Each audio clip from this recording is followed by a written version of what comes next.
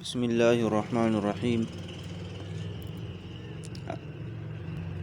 دې ته وایي مفردات وی جدا جدا الفاظو ته،